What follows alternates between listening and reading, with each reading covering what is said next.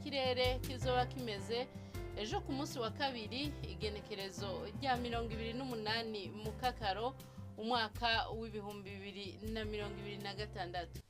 Imbere y'umutaga hitezwe ikirere kizoba kirimwo izuba n'ibicu bike bike mu ntara zose zigize igihugu cacu.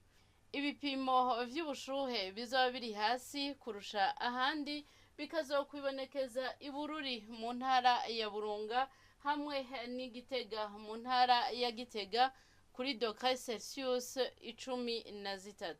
Inyuma y'umutaga haritezwe imvura ibururi mu ntara ya Burunga, imuramvya mu ntara ya Gitega hamwe n'Ibujumbura mu ntara ya Bujumbura.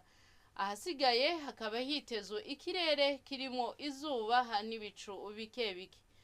Ibipimo vy'ubushuhe bizoba biri hejuru kurusha ahandi bikazokwibonekeza mu Cibitoke mu ntara ya Bujumbura kuri dogere Celsius 30.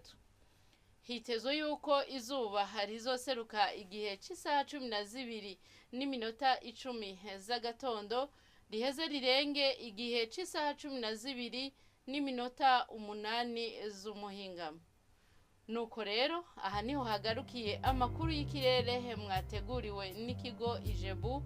Adeline Ngenzebuhoro nije nayabashikirije, mwakoze kuyakurikirana.